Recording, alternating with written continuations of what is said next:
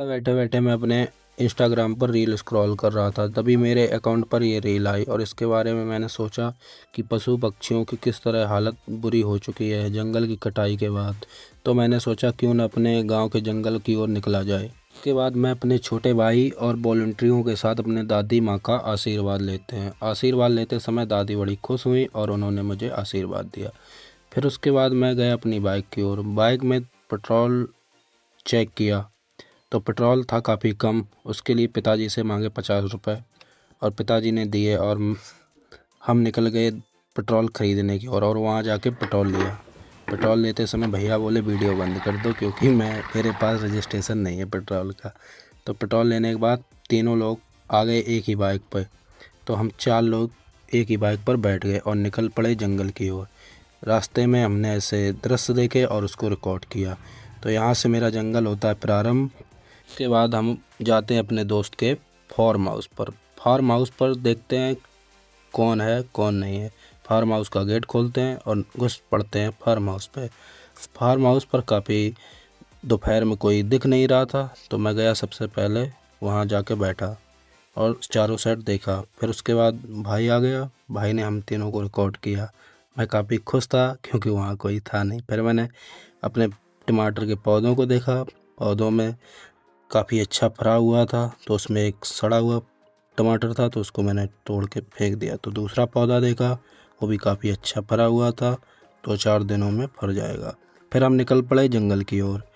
जंगल को जाते समय चारों साइड देखा, फसल भी लाई की थी और अरहर की थी।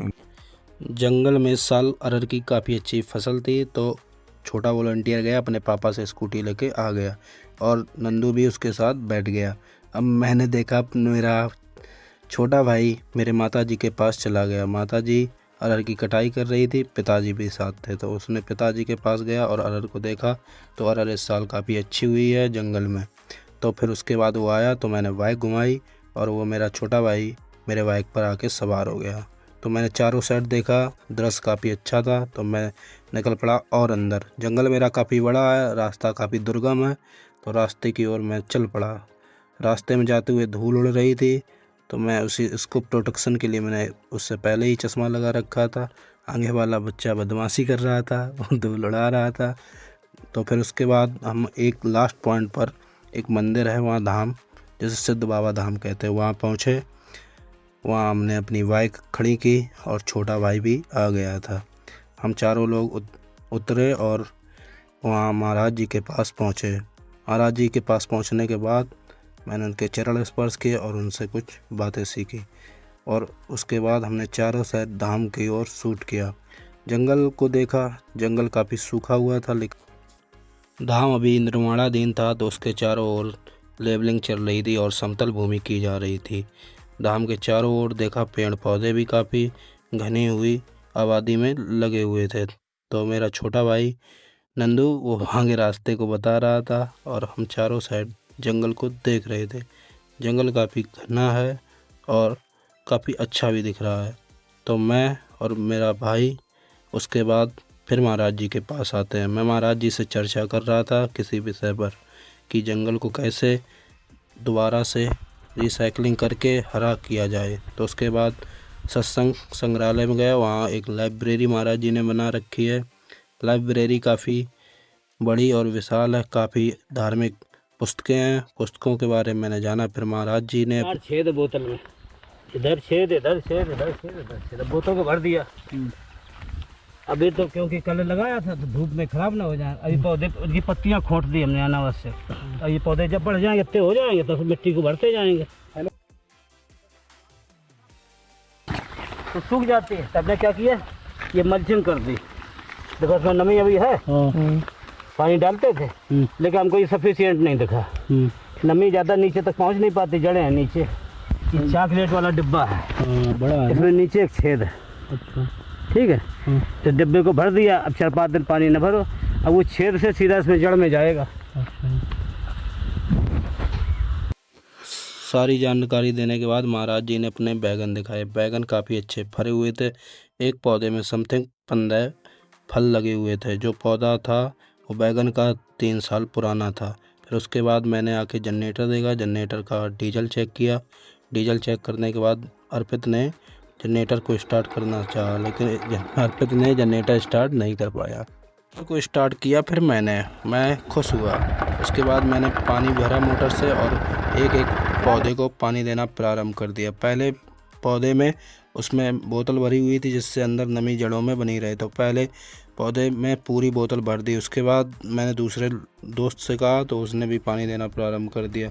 पानी देते देते 4-5 पौधों में भरने के बाद पीपल के पौधे में मैंने पानी भरा, जिससे उसमें 2-3 दिन तक नमी बनी रहे। इसमें चॉकलेट का डब्बा गड़ा हुआ है। फिर उसके बाद मेरे 2 दोस्त आ गए। दोनों दोस्त भी इसी काम को करने के लिए तैयार थे, तो मैंने कहा अब काम आसान हो जाएगा। दोस्त आते समय सबसे पहले उन्होंने मेरे साथ काम करना प्रारंभ कर दिया। एक एक करके सारे लोगों ने वहाँ उपस्थित 50-60 पौधों में पानी दिया। पानी देते समय सारे लोग एक साथ काम कर रहे थे। उसके बाद जंगल की ओर निकल पड़े और हमने वहाँ एक घाटी की ओर चलना प्रारंभ कर दिया। जाते समय धूल उड़ रही थी क्योंकि जंगल बहुत भीषण था और हम टॉप ऑफ द हिल पर पहुँच गए, जहाँ चोटी सबसे जंगल का सबसे उच्चतम पॉइंट था। और वहाँ जाके देखा किस जगह वृक्ष लगाना हमें सबसे आसान रहेगा। उसके बाद हमने एक समतल भूमि को तलाशा। समतल भूमि देखकर हम लोग प्रसन्न हो गए क्योंकि यहाँ वृक्ष लगाना बहुत आसान रहेगा। वहाँ जो मिट्टी थी काफ़ी अच्छी और उपजाऊ थी। उपजाऊ मिट्टी होने के कारण मैंने उसके बारे में बताया। ये जो एरिया दिख रहा है ना आपको, इसमें सारे एरिया में पेड़ लगाना है। ये जंगल है हमारा सूख चुका है। इस सूखे जंगल में दोबारा से ऑक्सीजन और पेड़ों की रक्षा करने के लिए मैंने प्रण लिया है। जैसे कि ये पूरा जंगल है इस साइड का और इस साइड का, ये सारा सूखा हुआ है। ये मेरे वॉलंटियर ये मेरे साथ काम करेंगे। कैमरा मैन की तरफ से सत्यम से। सारे वॉलंटियर थक चुके थे तो उन्होंने कहा भैया मेरे लिए खाने को बना दो कुछ। तो मैंने वहाँ देखा कि खिचड़ी बनाना काफ़ी आसान है, तो मैंने वहाँ सारे 2 प्याज लिए और 2 टमाटर लिए और उनको काटना प्रारंभ कर दिया और खिचड़ी बनकर तैयार हो गई थी। सभी लोगों ने खिचड़ी खाई। खिचड़ी खाने के बाद सभी लोग काफ़ी खुश थे और उसके बाद हम घर की ओर निकल पड़े। जंगल काफ़ी लंबा होने के कारण तो उसमें कम से कम 10-15 मिनट की रास्ता थी बाइक से। तो उसके बाद हम रोड पर आ गए। रोड पर आते समय मुझे वही जो ईंटों का भट्टा था उसका प्रकाश दिख रहा है वहाँ सामने, और हम जंगल से बाहर आ चुके हैं। जंगल से बाहर आते समय काफ़ी अच्छा महसूस हो रहा था क्योंकि वो हमारा जंगल था, उसमें हमारे पेड़ पौधे पशु पक्षी का भी सभी निवास करते हैं और विचरण करते हैं, जिससे हमें ऑक्सीजन प्राप्त होती है। मैं सभी लोगों से निवेदन करता हूं कि अपने जंगल को बचाएं और उसकी सेवा करें, रक्षा करें। जय हिंद, जय भारत।